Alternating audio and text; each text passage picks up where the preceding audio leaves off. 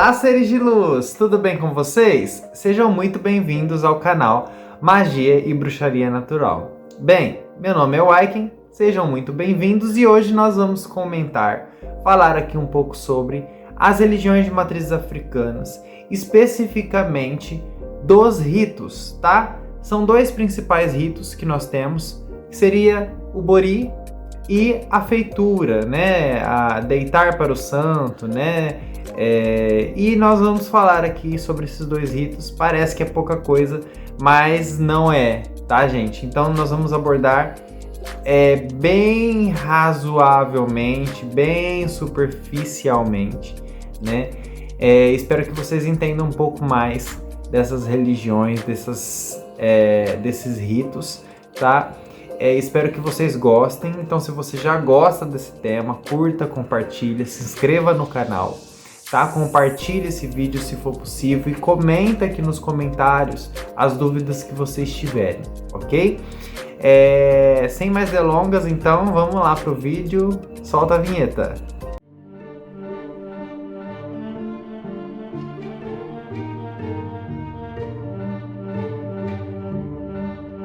Pessoal, então, hoje nós vamos falar aqui, né, sobre ritos, tá?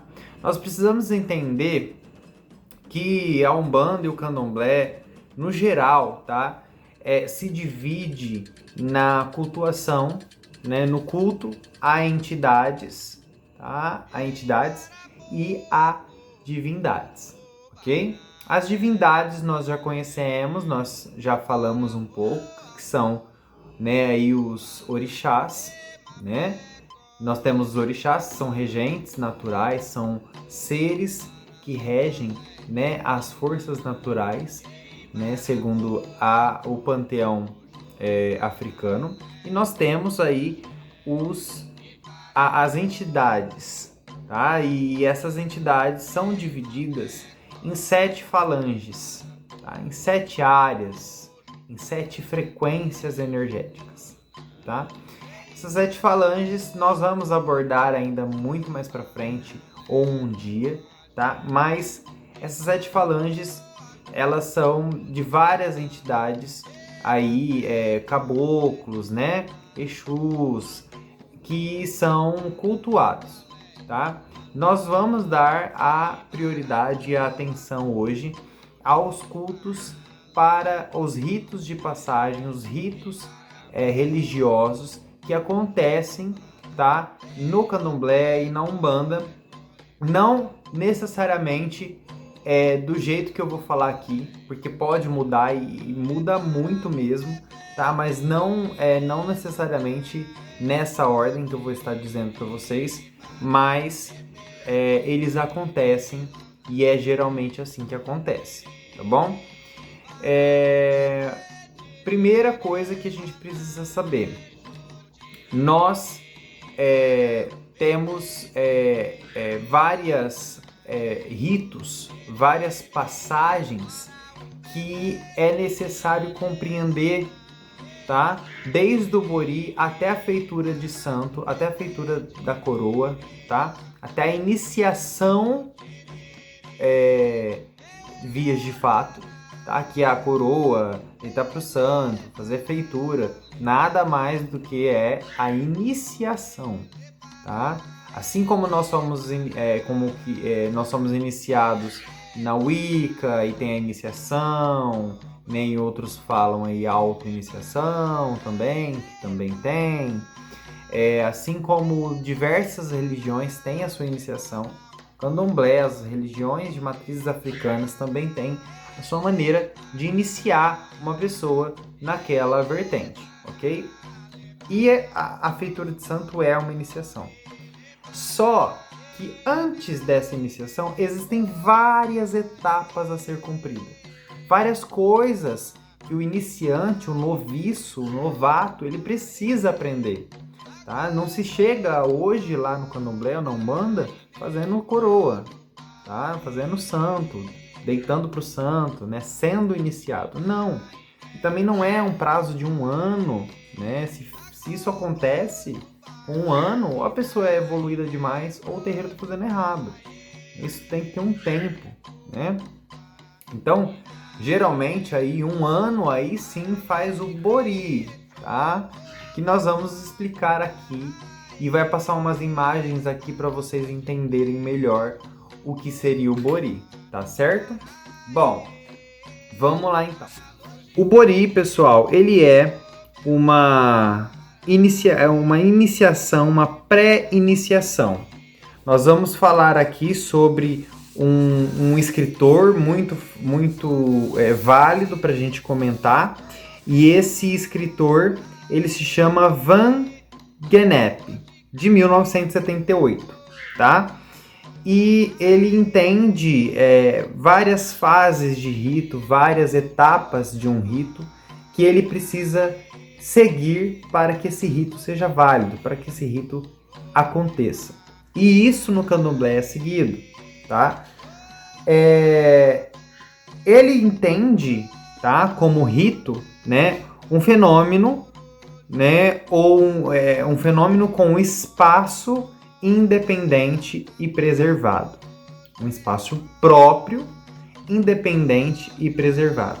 Ou seja, você vai fazer bori, pessoal, na sua casa? Não.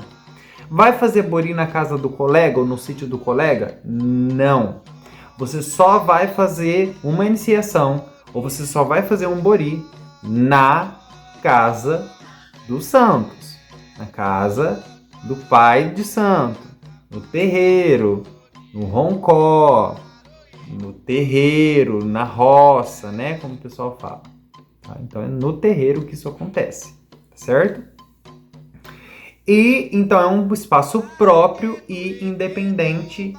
Esse independente, ele diz muito sobre a independência energética.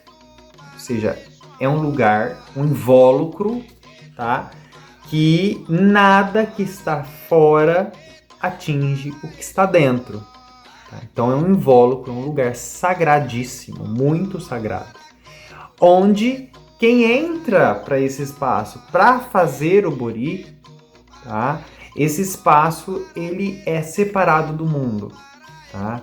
Então tenham a ideia que quando a pessoa entra para fazer o bori, ela já está se preparando para se isolar do mundo e conhecer mais sobre as práticas aí afrodescendentes, as práticas religiosas, né, africanas, tá? Então,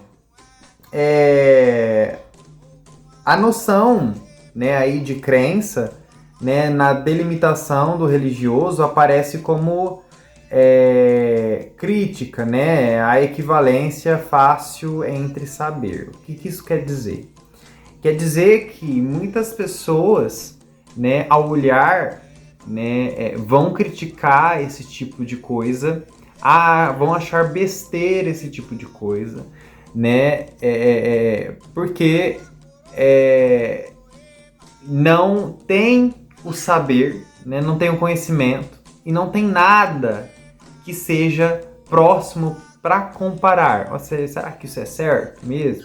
Tá certo, né? Geralmente não tem um livro que fala, é assim que se faz um bori, é assim que se faz, né?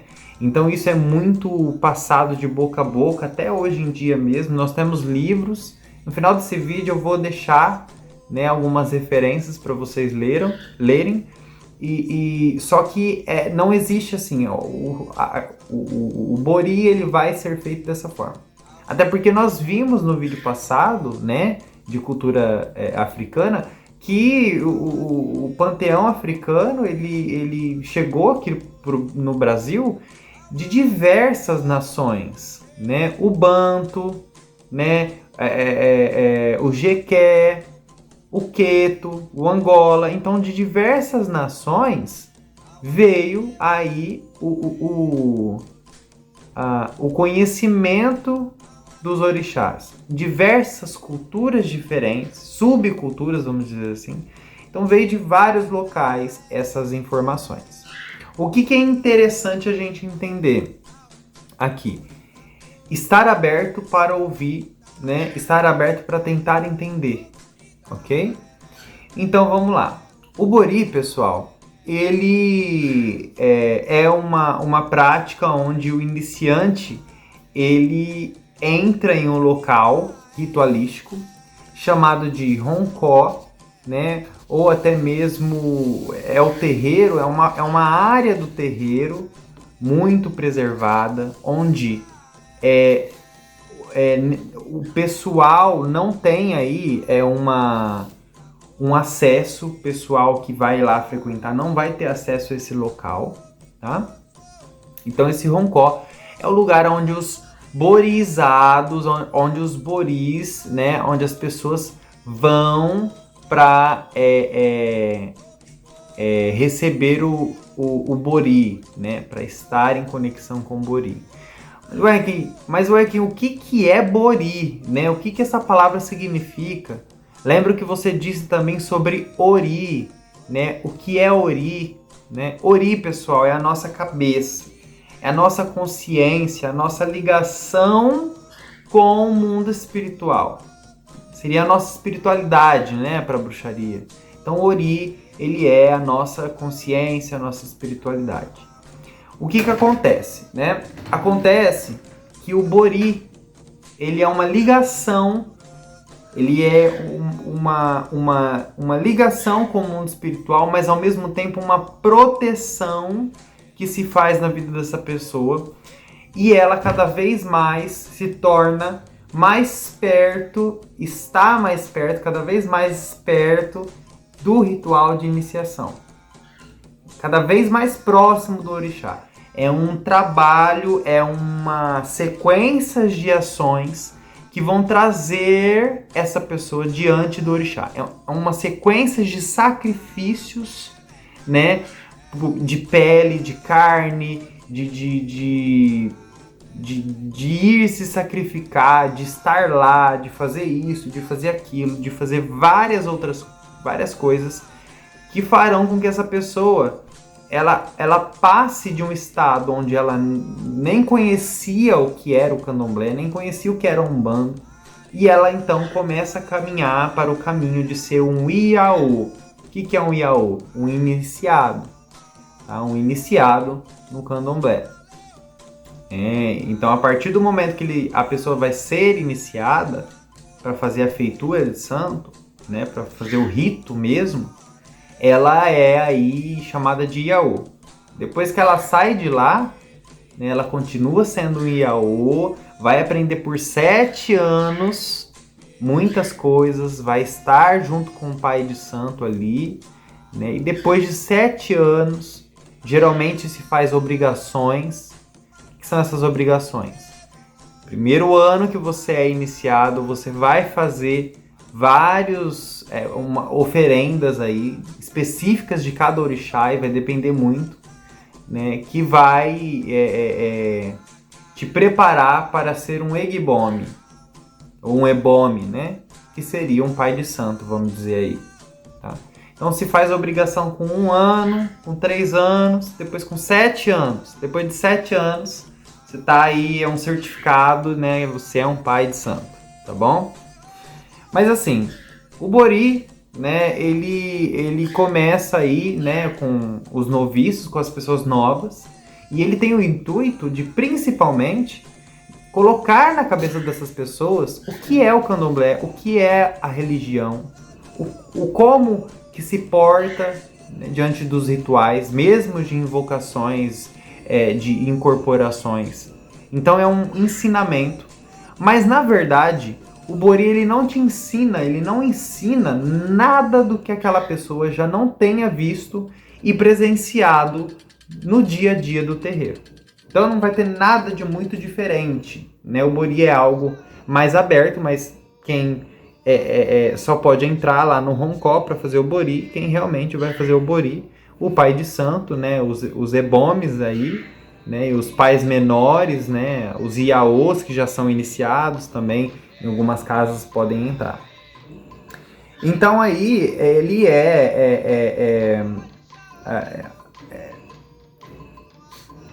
essa conexão com a religião, com a cultura, né, que vai sendo de pouco a pouco, né? Tem lugares que as pessoas para fazer bori ficam 7 dias, outros só 3. Então não dá para eu falar com exatidão como que está sendo em todas as casas, porque cada casa segue uma coisa, uma nação, segue um conhecimento, né? E o Pai de Santo que vai ditar essa ritualística aí, tá? Então, o bori ele não é um rito público, isso é importante de falar, ele não é público, né? Ele é um rito fechado, né? E apenas, né, só pode estar presente aí as pessoas que são aí, que estão sendo borizadas, vamos dizer assim, né? E por aqueles que já receberam o bori. Então é a bênção, o bori é uma bênção, né? Vamos dizer, é um batismo, vamos dizer assim. Não é muito um batismo, mas ele é como se fosse uma bênção, né? Uma proteção daquele seu orixá, tá? Para a sua vida. E como eu sei qual é o meu orixá? Né? Fazendo numerologia e jogando búzios. Isso vai ser confirmado no búzios, tá? Depois disso, depois de um tempo, um bom tempo já no candomblé ou na umbanda, e depois disso você vai fazer o bori. Então demora muito, né, para chegar na iniciação. O bori não é a iniciação, tá bom? Ele não é uma iniciação. Ele é uma fase pré-ritualística, tá? Que o Vanga Nep, ele vai descrever, né, essas 3 fases, e eu vou conversar melhor com vocês essas 3 fases. Tá bom? Então somente pode comparecer os membros do terreiro, né, que já receberam o bori, né? Apesar, né, do bori ter esse caráter fechado, o bori não apresenta, né, como eu já falei, né, aos participantes algo que eles já não sabiam, porque a pessoa já está lá há muito tempo, então ela vai aprendendo já, né, muita coisa. Mas é que o bori ele é uma escola para os iniciantes, vamos dizer assim, né? E aí esses iniciantes têm, né, que passar por circuitos, né, de relação do terreiro, passar por coisas, entender estrutura, a hierarquia, quem é o atabaque, quem é o ogã, né, quem é o babalorixá, né? Então ele vai entender todas essas coisas que acontecem lá no candomblé, tá? O bori então aí situa os noviços, né, abrindo-lhes um lugar, marcando sua posição tanto no espaço do terreiro quanto em seus corpos, tá? A preparação do corpo do bori, né? E depois, de forma mais dramática na iniciação. Então, nós temos uma preparação do corpo no bori, e depois na iniciação é uma forma mais pesada, né? De preparação do corpo para receber a energia do orixá, né? Para incorporar o orixá, para ser ligado inteiramente ao orixá. É muito importante a gente levar em conta que o borizado, ele terá que passar, o que está recebendo o bori, essa conexão com o mundo espiritual, nesses conhecimentos, ele terá que se conectar, né? E uma forma muito, que acho que até é um pouco dramática, que até machuca um pouco, né? É dormir numa esteira. Dormir é praticamente um chão, você dorme no chão e aí tem uma esteira lá que você deita. Isso que você está fazendo, essa posição horizontal, está te conectando com toda a Terra. Com toda a Terra. Com toda aquela história que a gente falou da união de Oxalá com Ododuá, né? Formando a grande cabaça, né? Com a conexão com os orixás, com a conexão das energias da natureza, da terra, as energias vitais. E você passa aí 3, 4, 5, depende muito da casa. E você vai ficar deitado lá, né? Deitada lá, comendo comidas nesse local, específicas do seu orixá, né? Então, específicas do seu orixá. Isso vai depender muito de cada orixá. Não dá para mim falar, chegar aqui e falar, ó, é dessa cor que você vai usar. Não, porque existem vários orixás e cada orixá tem a sua especificidade, tá bom? Então esse repouso é a parte importante, né, de qualquer procedimento, de qualquer ritual, né, desenvolvido no candomblé ou na umbanda. É o segmento natural da atividade desenvolvida na performance, né, de estar conectado com toda essa energia.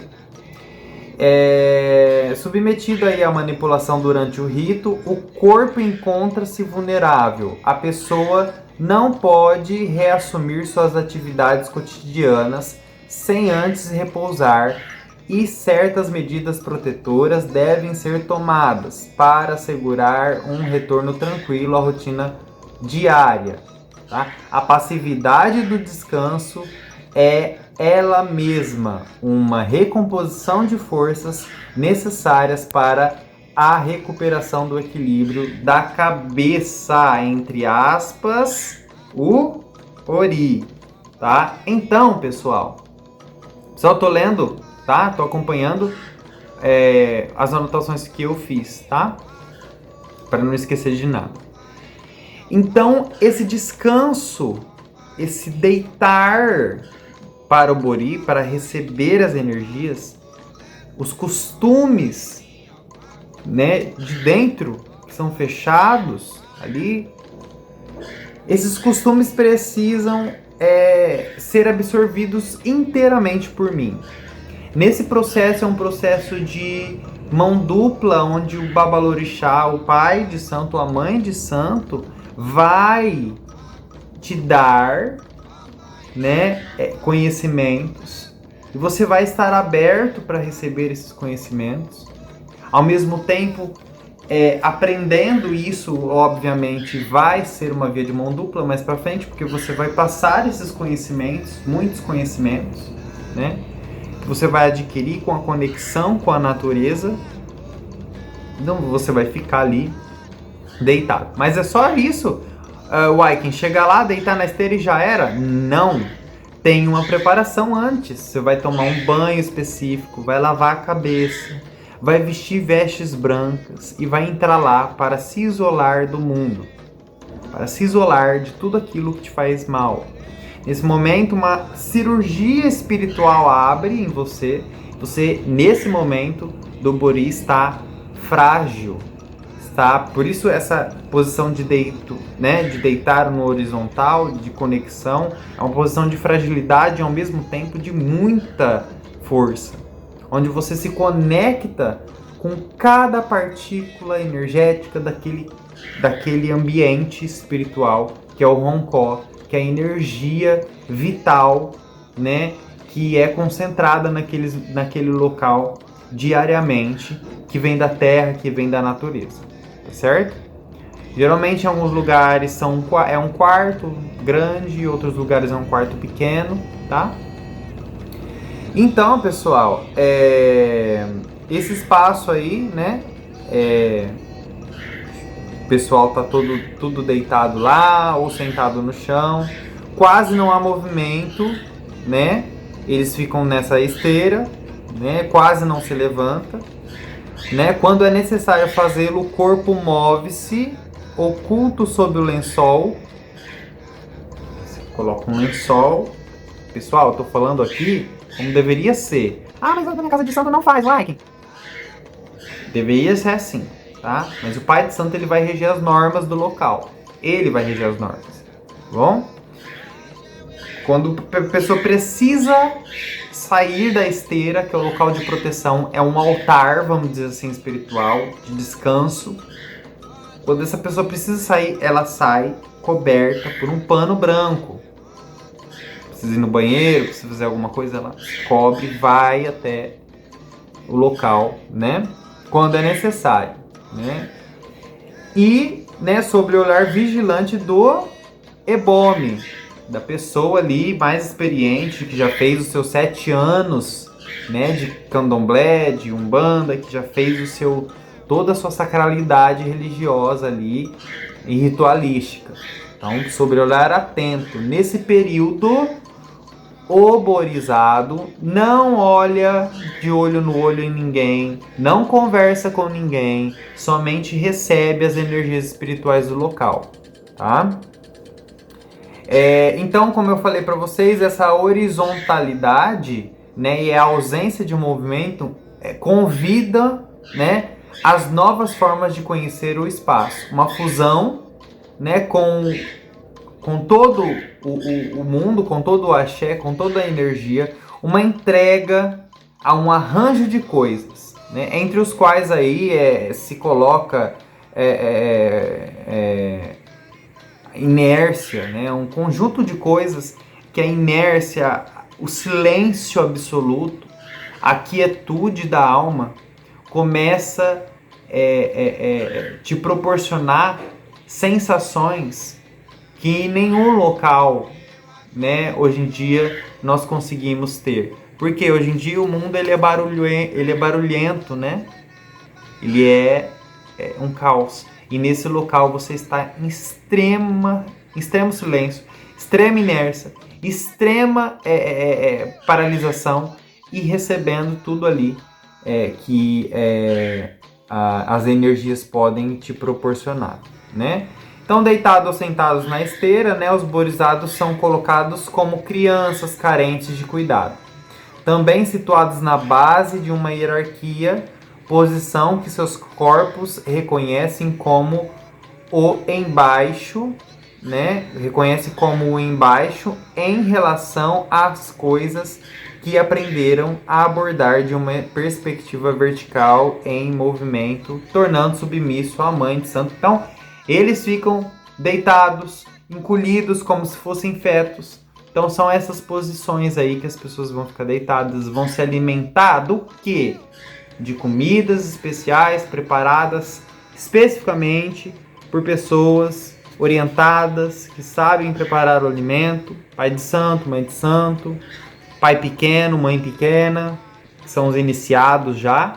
É muito válido a gente lembrar que a comida ela não é só consumida individualmente, ela é compartilhada, então um entrega a comida para o outro, passa para o outro comer também, né? Tem um momento de comunhão entre os borizados, né, e o pai de santo, e ensinamentos, isso não para, tá, gente? É ensinamento atrás de ensinamento. Então, o bori é uma ocasião, né, para comer livremente e compartilhar alimentos sem preocupação com os dias vindouros. Então você está ali, tem que estar inteiramente conectado, sem se preocupar com o que está acontecendo no mundo para fora, tá? Então é uma conexão. Geralmente isso lembra muito o bori, ele lembra muito os encontrões das igrejas, os retiros evangélicos, né? Lembra bastante nesse sentido de se isolar do mundo, tá bom? Então, quando finalmente, né, a maneira como os borizados estão situados no espaço é modificada, né, entre as outras pessoas, os deuses e as coisas. O bori promove novas formas de sensibilidade e entendimento. E aí, essa pessoa aí vai ser banhada, ela vai ser alimentada, né, vai comer com as mãos, se for necessário comer, ou o pai de santo serve, tá? Com as mãos, sem talher, sem nada, né? Depois, né? Vai descansar de novo, vai receber a energia, os ensinamentos, vai ouvir, né, os ensinamentos ditos ali, né? Com pouca, o mínimo, a possibilidade mínima de movimento, pessoal. Não se movimenta muito, tá? Fica bem paradinho mesmo. Né? Então, o corpo é colocado.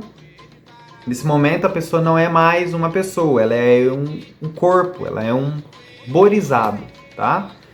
Colocado em posição, o Pai de Santo coloca você em posição de aprendizado, né? Sentado com as pernas sobrepostas, né? De lado, com as pernas de lado, ou sentado normalmente, sempre para receber, né? Muitos assim com a mão para cima para receber, né? Sempre assim também, muitos assim, outros assim. E geralmente ficam assim para receber a informação. Comer é essencial, né, gente? Então esse pessoal precisa comer para força e equilíbrio, né? No candomblé, né, e na Umbanda, essas relações, né, entre as pessoas e os orixás sempre envolvem um preparo, né, uma circulação, um compartilhamento de comida. Deuses e humanos, ó, prestem atenção nisso, deuses e humanos devem ambos comer durante os ritos. A escolha de certos alimentos e a proibição ou evitação, né, evitar, né, de comer outros alimentos. Define a posição em que a pessoa se encontra nas suas relações com as entidades sagradas, né, e com os outros membros do terreiro. Durante o Bori, os borizados compartilham alimentos brancos relativos ao Ori, né, então alimentos brancos, pipoca, né, um exemplo aqui. Ah, tá, pipoca é um alimento branco, né? Então, de quem? Geralmente de Omulu, geralmente Omulu, né? E seria o Obaluaí também, né? Então, alimento branco. Ah, o outro é canjica, Oxalá. Né? E aí vai indo muito, são alimentos brancos para aquele orixá. Referente àquele ori, referente àquela conexão que a pessoa já foi estabelecido por numerologia, por várias confirmações com os oráculos da casa, ok? Então essas posições aí, né, essa proibição, né, de algumas comidas que não vai comer, né, tem gente que não pode comer abóbora, tem gente que não pode comer bolo de chocolate, tem muitas coisas, né? Também como passar em portas, né, de costas, não sei se vocês já viram isso, então tem várias proibições, vários preceitos a ser cumpridos, tá? E essa pessoa deve cumprir. O que acontece? Geralmente essa pessoa, se ela não cumprir, ela vai passar mal, ela vai se sentir muito mal. Nesse momento, ela está entregando o corpo dela para receber a conexão do mundo espiritual inteiramente e muito forte, tá bom? Sobre a vida dela. Então, os comem, né, geralmente aí, né, os principais, né, da cabeça, né, são o Oxalá, Iemanjá, mas tem Oxum, Oxóssi, né, mas cada um aí referente ao seu ori. Então, comem frutos, né, acaçá, manjar, né, tudo branco, tá, gente? Flores brancas, milho branco cozido, né? Eles colocam vários milhos também brancos cozidos em volta das esteiras, tá bom? Que identifica ali, né, como se fosse um círculo mágico, vamos dizer assim, né, para aproximar para vocês. E aí tem, né, muita comida, é bem farto mesmo, ninguém passa fome, né? E a comida, vale lembrar também, que ela comporta também outros sentidos mundanos, né? Então, algumas comidas, para aquele orixá, são coisas muito mundanas, né? E não devem ser alimentadas, não devem ser comidas. Tá? Então cada orixá tem a sua comida, né, que o borizado não pode comer, certo? Algumas outras comidas não são comidas, né? Então algumas comidas, para vocês terem ideia, como por exemplo maçãs e limas, limão siciliano, limão galego, esses alimentos geralmente são dados para crianças ou pessoas que estão doentes, tá? Então eles não são consumidos no bori, bom? Então eles não são consumidos no bori. Frutas caras, frutas exóticas, frutas como pitaia, por exemplo, jamais entrarão no bori. Por quê? Não tinha isso, gente. Né? Não tinha isso na África, então isso não foi um conhecimento passado. Então, essas frutas elas não entram, tá? Entram coisas muito canjica, né? Coisas mais acessíveis. Uva, por exemplo, não entra. Uva não entra, só quando tem uma festividade, né? Mas, por exemplo, melancia já tem, né, para o pessoal comer. Então, são coisas. Você não vai lá e vai entrar e comer carne, filé parmegiana. Não vai existir isso. Você vai comer fruta, vai se conectar com essa natureza. Tá bom? É... Então, né, essas.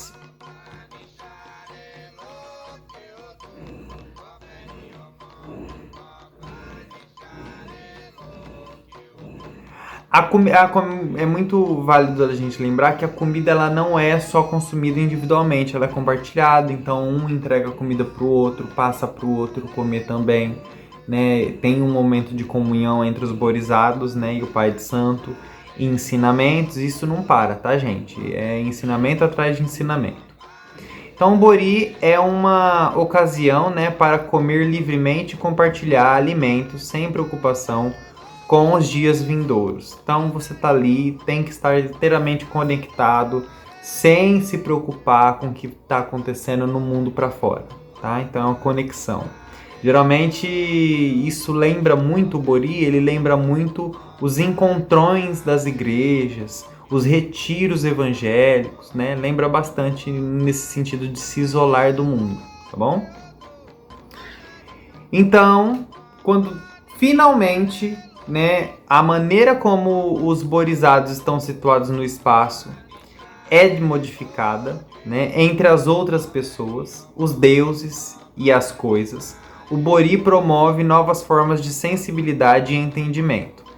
Atentando para essas mudanças de posição, podemos compreender a ênfase que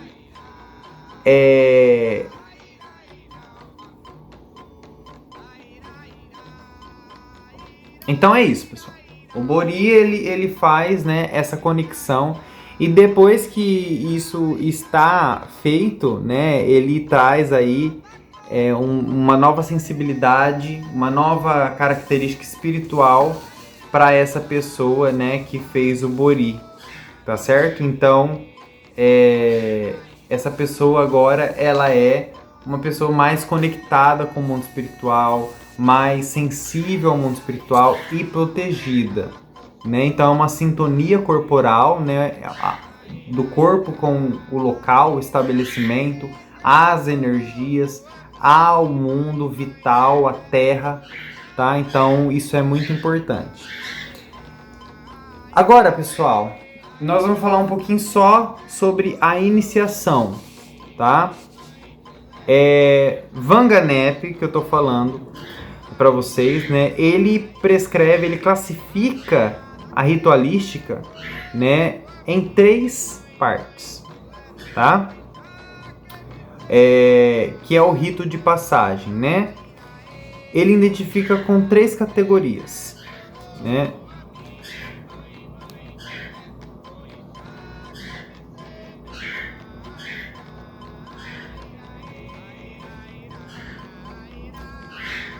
Então, pessoal, agora a gente vai falar sobre os ritos, o rito de passagem, né? Depois de fazer o Bori, a pessoa pode fazer o rito de iniciação, né?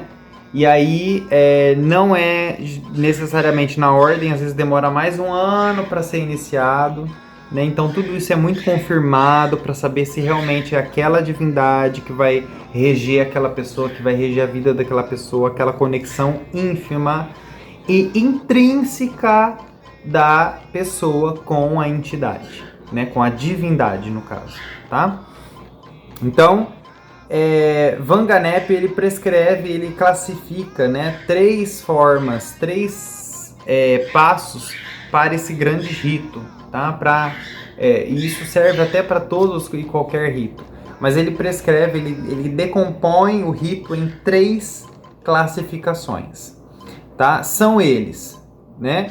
O rito de iniciação, o rito de separação, né? O rito de margem, né? E aí tem um quarto ainda, que é o rito de agregação. Mas esse ainda não entra, tá? É o final, é pós-rito, tá? Mas o rito mesmo, ele divide nessas 3, tá? O rito de iniciação, né? Ele já começa no Bori, né? É uma pré-iniciação, ele já começa lá no Bori. Depois o rito de margens, né? Isso a gente fala muito do limiar, né, da pessoa, né? Então começa o rito de margens é o quê? É fazer com que essa pessoa deixe de ser uma pessoa somente material e comece a marginalizar a espiritualidade dessa pessoa, né? Como isso é feito? Geralmente, né, esse rito ele é chamado rito de limpeza e energização, aonde essa pessoa vai para um local de limpeza, e geralmente cachoeiras, tá? Nessa cachoeira as pessoas recebem roupa branca, né, antes de ir para essa cachoeira, né, que é esse ritual da margem, né? Então por isso que ele lembra muito essa margem de rio, cachoeira, né? E aí lá essa pessoa é lavada a cabeça, né? Tem a sua cabeça lavada com ervas e água natural da cachoeira. Então é uma limpeza que se faz. É pré-ritualística também ainda, mas já começou a ritualística, mas é uma pré-ritualística de limpeza e purificação, né? E energização dessa pessoa. Então é isso, pessoal. O Bori ele faz, né, essa conexão, e depois que isso está feito, né, ele traz aí uma nova sensibilidade, uma nova característica espiritual para essa pessoa, né, que fez o Bori, tá certo? Então essa pessoa agora ela é uma pessoa mais conectada com o mundo espiritual, mais sensível ao mundo espiritual e protegida, né? Então é uma sintonia corporal, né, do corpo com o local, o estabelecimento, as energias, ao mundo vital, a terra, tá? Então isso é muito importante. Então, pessoal, agora a gente vai falar sobre os ritos, o rito de passagem, né? Depois de fazer o Bori, a pessoa pode fazer o rito de iniciação, né? E aí não é necessariamente na ordem, às vezes demora mais um ano para ser iniciado, né? Então tudo isso é muito confirmado para saber se realmente é aquela divindade que vai reger aquela pessoa, que vai reger a vida daquela pessoa, aquela conexão ínfima e intrínseca da pessoa com a entidade, né? Com a divindade, no caso, tá? Então, Vanganep ele prescreve, ele classifica, né, três formas, três passos para esse grande rito, tá? E isso serve até para todos e qualquer rito. Mas ele prescreve, ele decompõe o rito em três classificações, tá? São eles, né? O rito de iniciação, o rito de separação, né? O rito de margem, né? E aí tem um quarto ainda, que é o rito de agregação, mas esse ainda não entra, tá? É o final, é pós-rito, tá? Mas o rito mesmo, ele divide nessas três, tá? O rito de iniciação, né? Ele já começa no Bori, né? É uma pré-iniciação, ele já começa lá no Bori. Depois o rito de margens, né? Isso a gente fala muito do limiar, né, da pessoa, né? Então começa o rito de margens é o quê? É fazer com que essa pessoa deixe de ser uma pessoa somente material e comece a marginalizar a espiritualidade dessa pessoa, né? Como isso é feito? Geralmente, né, esse rito ele é chamado rito de limpeza e energização, aonde essa pessoa vai para um local de limpeza, e geralmente cachoeiras, tá? Nessa cachoeira as pessoas recebem roupa branca, né, antes de ir para essa cachoeira, né, que é esse ritual da margem, né? Então por isso que ele lembra muito essa margem de rio, cachoeira, né? E aí lá essa pessoa é lavada a cabeça, né? Tem a sua cabeça lavada com ervas e água natural da cachoeira. Então é uma limpeza que se faz, É pré-ritualística também ainda, mas já começou a ritualística, mas é uma pré-ritualística de limpeza e purificação, né? E energização dessa pessoa, né? E aí, a pessoa, depois disso, está pronta, né, para receber aí o seu, a sua iniciação, e ela vai para o rompó de novo, para esse local, né, no ritual de iniciação, e passa, gente, 14 dias. Mas o meu é só 7 dias. Então, geralmente é 14 dias. Tanto na Umbanda nem sempre se faz a iniciação, né? Mas a maioria das casas também faz a iniciação, e no Candomblé também. O que vai diferir é que no Candomblé tem muito mais sacrifícios, principalmente animais, tá bom? Não só sacrifício animais, mas sacrifício da alma, sacrifício, você está ali, é muito mais exigente, tá? Muito mais dramático, vamos dizer assim, tá? Muito mais exigente. Não dramático no sentido de fazer drama, mas é algo mais penoso para se fazer. É um sacrifício muito mais... são sacrifícios muito mais... que exigem muito mais de nós, tá? Então, nesse período, novamente, essa pessoa não pode olhar para ninguém, sempre de olhos para baixo ou para cima, nunca olhar no olho de ninguém, nem do Pai de Santo e nem de ninguém que está lá dentro. Geralmente o iniciado é individual, não é junto, como os borizados ficam todos juntos, geralmente é individual, tá? Esse tempo de 14 dias, essa pessoa vai conhecer tudo sobre o orixá. No Bori, conhece tudo sobre o candomblé, conhece tudo também sobre o orixá, mas nesse espaço, somente agora, o pai de santo e a mãe de santo pode entrar, e os pais de santo menores, né? Os pais de santo que estão abaixo do pai de santo, dono da casa. Somente eles podem entrar, e a pessoa que está sendo iniciada, tá? Esse período a pessoa só vai comer o que o santo dela permitir, né?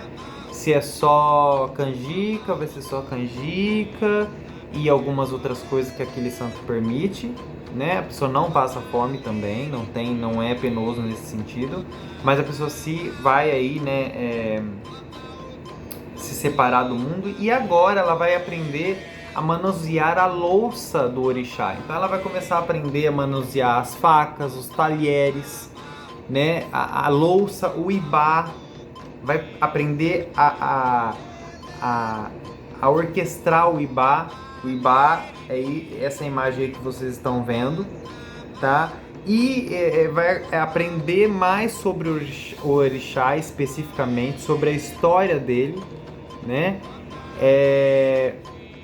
A louça, a alimentação dessa pessoa lá dentro vai ser feita, geralmente deveria ser, né, em uma louça de ágata, tá? É uma louça de ágata que eu vou deixar aqui para vocês verem também, né? E haverá aí uma mãe de santo que é chamada nesse local da iniciação de mãe de santo criadeira, tá? Observem aí, pessoal, então, que a pessoa já começou o ritual de iniciação, né? Desde o momento do ritual de margens, ok? Então ela já começou a se separar do mundo, a se separar, então já começou aí, né, na verdade, o ritual de separação, né, desde do Bori, né, que é o rito de iniciação que começa desde o Bori. Então vem um rito de separação, que a pessoa já começou a se separar, a comer coisa que não pode, a comer coisa que pode, aquilo não pode, começou a se separar, começou, né, a se enquadrar ali no que ela precisa estar e ser. Depois vem o rito de margem, que é a limpeza e a purificação, né? E aí esse rito de margem, ele é também aí uma como eu disse para vocês, né, a marginalização do mundo espiritual começa a se expandir, né, esse alcance espiritual, E aí essa pessoa se adentra ao Roncó e fica lá 14 dias passando por tudo isso. Depois tem a fase ritos, né, de agregação, que é o pós-rito, tá? Então, a pessoa nesse local aí vai ficar, né, sendo cuidada por uma mãe criadeira, né, que vai ser responsável por cuidar, né, dessa pessoa, que é chamada de Iaô agora, não é borizada, né, vai ser um Iaô. Vai cozinhar, vai dar banho nessa pessoa, essa pessoa vai ficar nua para essa mãe curandeira, tá? Geralmente quando é homem, o pai de santo que dá o banho, e quando é mulher, a mãe de santo que dá o banho, tá bom? Em algumas casas, a mãe de santo dá banho em todo mundo, tá bom? Então, aí depende muito, tá? Não poderá ser usada nenhuma roupa que não seja branca, tá? O uso de roupas íntimas vai ser restringido também, né? As peças têm que ser claras e discretas, né? O uso de cosméticos, perfumes, aparelhos eletrônicos, qualquer coisa que remeta à vida fora do Roncó, não vai ter, né? Tudo vai ser suspenso. E as proibições, né, para o rompimento com a vida ordinária, a vida daqui de fora, marcam o estágio de liminaridade, que é o estágio da margem, né? Segundo esse escritor que eu falei aí para vocês, né? Ou seja, as entidades não se situam aqui nem lá, estão no meio e entre esse local, né, de consagração, esse local consagrado. Então, essas divindades, essas entidades, né, as divindades dos orixás, estarão entre o mundo, né, aqui fora e o mundo lá do Roncó, nem aqui nem lá, né, estarão entre eles, né, mas a pessoa não pode, né, ela tem que se separar de tudo, aprender muito bem, ficar lá 14 dias comendo só o que pode comer, e depois da pós-ritualística existe a saída do santo. Então ele já aprendeu a manusear o ibá, já aprendeu tudo sobre o orixá, já aprendeu tudo sobre a cultura do orixá, já aprendeu tudo sobre a louça, como utilizar os talheres, como utilizar as facas, como utilizar tudo que precisa ser utilizado para aquele orixá. E aí agora ele vai sair, tá? Ainda ele não teve um contato profundo com o orixá, né? E aí começa as saídas de treinamento. Ele vai se vestir, vai ser pintado, né? Todo o corpo, e aí vai começar a saída de treinamento. Então ele vai treinar como que vai dançar pro orixá, como que é a dança do orixá, como que o orixá dança. Alguns dançam assim, outros dançam com a mão embaixo, né? E dança geralmente é nesse sentido assim que eles dançam. E o orixá vai cada vez mais se chegando e a pessoa vai começando a entrar em transe, né? Vai começando a entrar em transe e a pessoa vai sendo rodada pelo Pai de Santo e ela vai entrando em transe, vai entrando em transe, vai entrando em transe, e nesse momento existe a raspagem de cabeça. O que é isso? Sem cabelo. Aí vai ser feito curas, que geralmente é feito aqui, né? Aí faz curas aqui. O que é essas curas? É isso aí que você tá vendo aí do lado, tá? São cortes que são feitos aqui também, tá? Esses cortes são pontos de contato, são sigilos, vamos dizer assim, pontos de contato marcados para que o orixá tenha controle sobre a sua cabeça, controle sobre os seus braços na hora de fazer algo. Então, você dá as curas, você dá o seu braço, você dá o seu ori, a sua vida pro orixá e se conecta. Nesse momento, você treinando, né, fazendo as danças lá, você vai sair desse ritual, né? E aí chegou o dia de você realmente ser o ritual de agregação, que é o ritual de saída do santo. E aí vai ter toda a casa, toda a comunidade vai se unir, vai se reunir para assistir a saída do santo, e nesse momento você já está disponível para receber a incorporação verdadeira, e aí acontece a baixada da incorporação do orixá na sua vida, e aí você vai dançar, né, conforme o orixá quiser que você faça. Esses, pessoal, são ritos básicos, né, mas são ritos aí que são primordiais, que a gente precisa entender. Não dá para falar de como tem que ser no geral, todas as casas fazem, cada uma faz uma coisa, né? Além de ter a segregação de vários outros conhecimentos, a agregação de vários outros conhecimentos, de várias culturas e várias nações, como eu já falei, Angola, Queto, ainda tem a agregação de conhecimentos próprias do chefe da casa. Então muda muito de casa para casa, tá? Mas no básico do básico do básico, eu queria que vocês entendessem isso aí hoje, né, para que a gente entenda as outras conversas. Porque na hora que eu começar a falar para vocês, porque a pessoa que fez o bori, ela não pode fazer isso. A pessoa que fez o bori, ela vai tomar conta da corrente no meio da gira. Aí você, peraí, a pessoa que fez o bori, a pessoa que passou por todo aquele processo que vai formar a corrente na gira. Isso a gente vai entender tudo, tá? Mas é só para vocês entenderem melhor o que é bori, o que é a iniciação. Tá? Eu espero que vocês tenham entendido, tenham gostado. Agradeço por ficarem até aqui ao final. Então, gratidão a todos, abençoados sejam, curtam, compartilhem, ajuda a gente a divulgar esse trabalho aí que a gente faz com tanto amor para vocês, tá certo? Então, fiquem com os deuses e tchau, tchau!